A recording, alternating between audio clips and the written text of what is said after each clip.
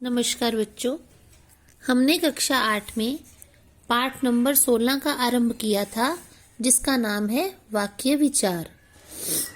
उसके अंतर्गत हमने वाक्य की परिभाषा पढ़ ली थी, समझ ली थी कि वाक्य क्या है, वाक्य में विशेष क्या होता है, और उसके बाद हमने ये जान लिया था कि वाक्य के गुण कौन कौन से हैं, जैसे आकांक्षा, योग्यता, निकटता,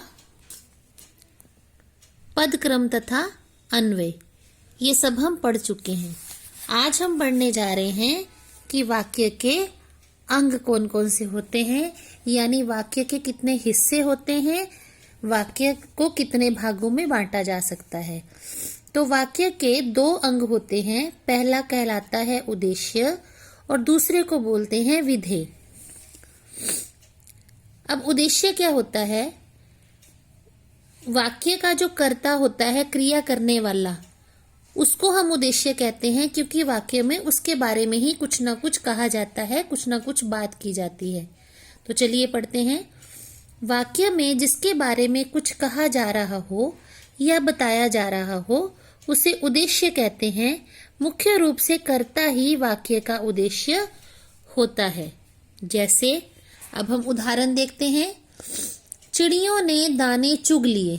अब यहाँ क्रिया हुई चुगने की, है ना, और क्रिया करने वाला कौन है? चिड़िया, यानी चिड़िया वाक्य का कर्ता है, इसलिए ये वाक्य का उद्देश्य होंगी। और ने दाने चुग लिए, ये वाक्य का विधेय कहलाएगा, ये वाला भाग। दूसरी उदाहरण है, छोटे बच्चे को पानी पिला दो। अब यहाँ पानी पिलाने का कार्य करना है। किसको पिलाना है? छोटे बच्चे। छोटे बच्चे के बारे में बताया जा रहा है कि उसको पानी पिला दो, और बच्चा पानी पीने वाला करता है, इसलिए यहाँ छोटा बच्चा या छोटे बच्चे जो भी लिखा हुआ है, ये इस वाक्य का उद्देश्य कहलाएगा। ठीक है, क्योंकि क्रिया इसने करनी है।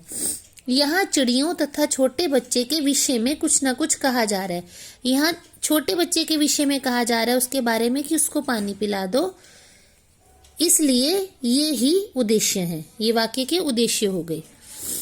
अब अगला है विधेय। वाक्य में उद्देश्य के बारे में जो कुछ कहा जा रहा है, उद्देश्य तो हो गया जिसके बारे में कहा जा रहा है ना, लेकिन विधेय होता है जो बात उद्देश्य के बारे में कही जा रही है, जो कुछ कहा जाता है उसे विधेय कहते हैं। साधारण रूप में क्रिया ही वाक्य का विधेय होता है। जैसे समाचार पत्र में अनोखी घटना छपी है, यहाँ छपने की क्रिया है, अनोखी घटना छपने की क्रिया है, तो ये विधेय हो जाएगा। किसके बारे में बात हो रही है? समाचार पत्र के बारे में। ठीक है, समाचार पत्र ये उद्देश्य हो गया। अनोखी घटना छपी है, घटना छपने की क्रिया विधेय हो गई। सुमित साइकिल चला रहा है। अब यहाँ पे साइकिल चलाने का कार्य कर रहा है सुमित। सुमित के बारे में बात हो रही है, तो सुमित हो गया वाक्य का उद्देश्य, और चलाने की क्रिया, साइकिल चलाने की क्रिया हो रही है, साइकिल चला रहा है, ये बाकी का वाक्य बन गया विधेय। इन वाक्यों में अनोखी घटना छपी है तथा साइकिल चला रहा है में क्रमशः समाचार पत्र तथा सुमित उद्देश्य हैं वाक्य के, और बाकी का विधेय है। ठीक है, अब हम देखते हैं कि उद्देश्य का विस्तार।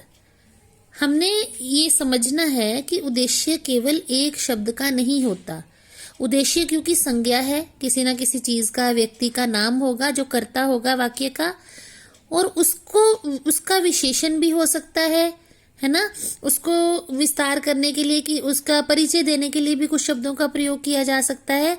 तो हमारा उद्देश्य कई शब्दों का भी हो सकता है। कर्ता के साथ विशेषण शब्द जुड़कर उद्देश्य को विस्तार प्रदान करते हैं। विस्तार प्रदान करना यानी उसे बड़ा कर देना। जैसे बालक खेल रहा है, यहाँ पे तो एक बालक एक शब्द है, उद्देश्य है। ठीक है, ये उद्देश्य कौन हो गया? बालक। एक नटखट बालक खेल रहा है। अब यहाँ बालक की विशेषता बता दी कि बालक का गुण क्या है, कि वो नटखट है, उसकी विशेषता क्या है, वो नटखट है। तो यहाँ उद्देश्य विस्तृत हो गया, बड़ा हो गया, तो ये बन गया 3 शब्दों का एक नटखट बालक। ठीक है, तो ये उद्देश्य है। खेल रहा है, ये क्रिया वाली बात है, ये विधेय हो गया। घोड़ा सरपट दौड़ रहा है, इसमें घोड़ा केवल एक शब्द का उद्देश्य है ना। हमने ये नहीं बताया कि कैसा घोड़ा। अगर हम घोड़े को स्पेसिफाई कर देते हैं, उसके साथ विशेषता लगा देते हैं, गुणवाचक विशेषण, कि काला घोड़ा सरपट दौड़ रहा है, तो काला घोड़ा घोड़े के लिए हमने विशेषण लगा दिया, तो इसका विस्तार हो गया, उद्देश्य का उद्देश्य बड़ा हो गया। तो ये दो शब्दों का बन गया काला घोड़ा, ये उद्देश्य है। और दौड़ने की क्रिया, सरपट दौड़ने की क्रिया हो रही है, तो सरपट दौड़ रहा है, ये वाक्य का विधेय हो गया। तो इस तरह हमने सीखा कि हम उद्देश्य को विस्तृत कर सकते हैं, बड़ा कर सकते हैं। अब विधेय का विस्तार, जिस तरह उद्देश्य का विस्तार होता है वैसे ही विधेय को भी बड़ा किया जा सकता है, उसका भी विस्तार किया जा सकता है। किन शब्दों के साथ? विशेषण लगाकर, कर्म लगाकर, क्रिया विशेषण आदि शब्दों का प्रयोग करके हम विधेय को विस्तार देते हैं। जैसे नवनीत पढ़ रहा है, यहाँ नवनीत उद्देश्य है, पढ़ने की क्रिया कर रहा है तो पढ़ रहा है, बाकी का वाक्य ये बन गया विधेय। अगर हम ये लिख देते हैं नवनीत क्या पढ़ रहा है? रोचक कहानियां पढ़ रहा है, यानी पढ़ने की क्रिया को क्रिया विशेषण लगा दिया, यहाँ विशेषण लगा दिया ना क्रिया से पहले, तो वो क्रिया विशेषण कहलाता है। क्या पढ़ रहा है? रोचक कहानियां। तो हमने इस विधेय को पढ़ रहा है से रोचक कहानियां पढ़ रहा है, ये दो शब्द लगाकर और बड़ा कर दिया, तो ये रोचक कहानियां क्रिया विशेषण है, क्योंकि ये क्रिया की विशेषता बता रहा है, तो हमारा विधेय विस्तृत हो गया। ऐसे ही अगर हम और विस्तृत इसको करना चाहें तो नवनीत ध्यान पूर्वक पुस्तक पढ़ रहा है।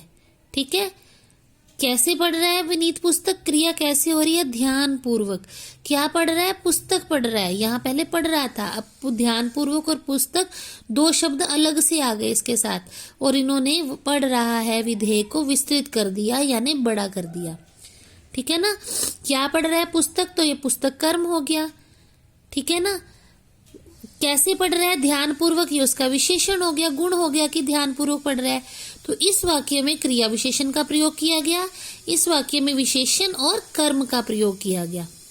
तो हमारा ये विधेय किसी जगह क्रिया विशेषण के कारण और किसी जगह विशेषण या कर्म के प्रयोग के कारण विस्तृत हो जाता है, जिसे हम विधेय का विस्तार कहते हैं। तो उम्मीद है आपको ये बात समझ आ गई होगी। आज हमने दो चीजें पढ़ी। पहले तो वाक्य के अंग कितने होते हैं? दो होते हैं, उद्देश्य और विधेय। और फिर हम उद्देश्य को कैसे विस्तृत कर सकते हैं, कैसे विस्तार कर सकते हैं विशेषण शब्दों के साथ जुड़कर, और फिर विधेय का विस्तार कैसे कर सकते हैं विशेषण, कर्म और क्रिया विशेषण आदि शब्दों को जोड़कर हम विधेय का विस्तार करते हैं। तो उम्मीद है ये उदाहरण आपको समझ में आ गई होगी, ये अध्याय भी आपको समझ में आ गया होगा। अब हम करते हैं इसका अभ्यास कार्य। तो ये वीडियो यहीं समाप्त करते हैं। धन्यवाद।